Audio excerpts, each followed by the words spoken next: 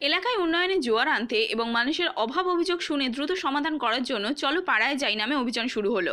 বুধবার সকালে ডায়মন্ড হারবার 2 নম্বর ব্লক সরিষা অঞ্চলে তৃণমূল কংগ্রেসের পর্যবেক্ষক সামিম আহমেদের নেতৃত্বে তৃণমূল কংগ্রেসের কর্মীরা যান ডায়মন্ড হারবার 2 নম্বর ব্লকে সরিষা পঞ্চায়েতের চেওড়া গ্রামে। এলাকার মানুষদের অভাব অভিযোগ শোনার পাশাপাশি এলাকায় উন্নয়নমূলক কোনো কাজ বাকি আছে কিনা তা দেখতে ডায়মন্ড হারবার 2 নম্বর ব্লকের প্রতিটি পাড়ায় পৌঁছে বাড়ির পুরুষ ও মহিলাদের সঙ্গে কথা বলেন ডায়মন্ড হারবার 2 নম্বর ব্লক সরিষা অঞ্চলের তৃণমূল কংগ্রেসের পর্যবেক্ষক সামিম আহমেদ। তৃণমূল কংগ্রেসের কর্মীদের সঙ্গে নিয়ে পৌঁছে যাচ্ছেন মানুষের বাড়িতে। চলো পাড়ায় যাই অভিযানে পার্টির লোকজন দেখে কেউ খুশি হচ্ছে, তাদের আশীর্বাদ করছে, আবার প্রিয় নেতাকে কাছে পেয়ে নানান আবদার করছে। কেউ নির্দ্বিধায় বলে যাচ্ছে তাদের সমস্যার কথা। মানুষের সমস্যার কথা শুনে খাতায় নোট করে নেওয়া। এই পাড়া চলো অভিযান আমরা শুরু করেছি পুজোর আগে থাকতে।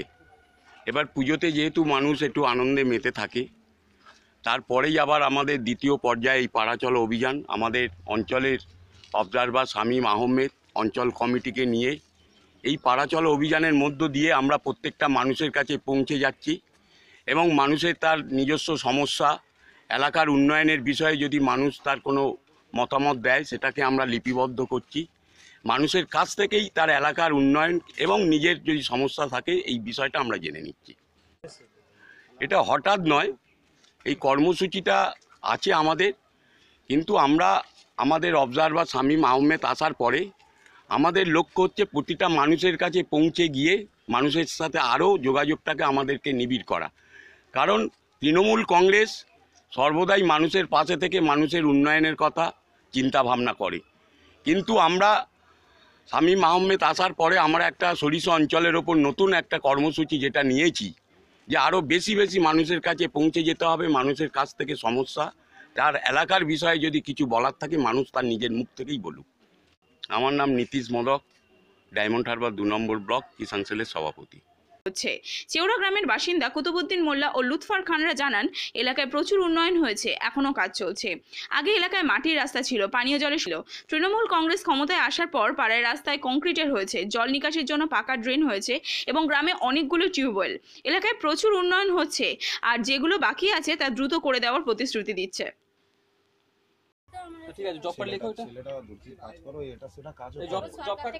আমাদের তো কাজ করার জন্য, কাজ করে দেওয়ার জন্য বলছে।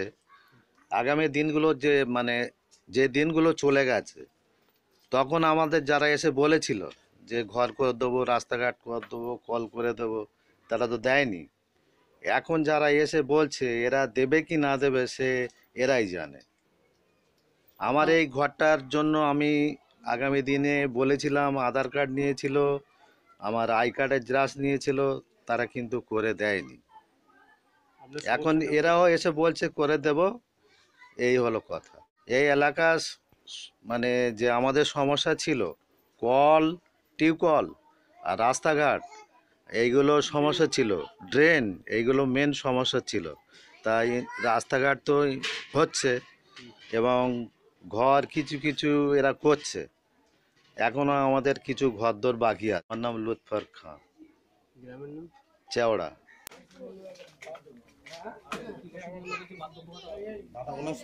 রাস্তাঘাটটা আমরা কাজ চলছে, সব হয়ে যাবে, অসুবিধা নেই। যতটুকু বাকি আছে আমরা করে দেবো। পানির সমস্যা আছে, খাওয়ার পানি, টিউবওয়েলের জন্য, তাই তো?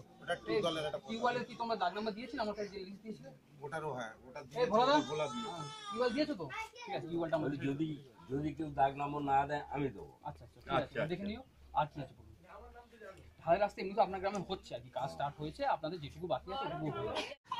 এইসব রাস্তার প্রবলেম জন্য আলিগুলি পরিষ্কার করার জন্য এসছে। আমাদের ঘর বাড়িগুলো ভেঙে গেছে আফান ঝড়ে, ঘরও দেয়নি।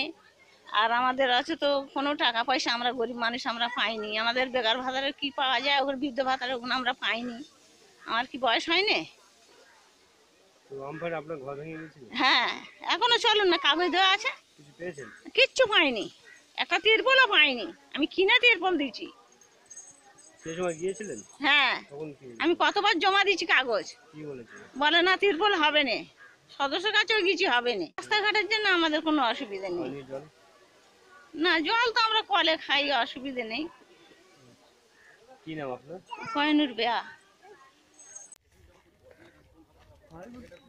তখন বড় স্পিড ছিল, এখন স্পিড কমে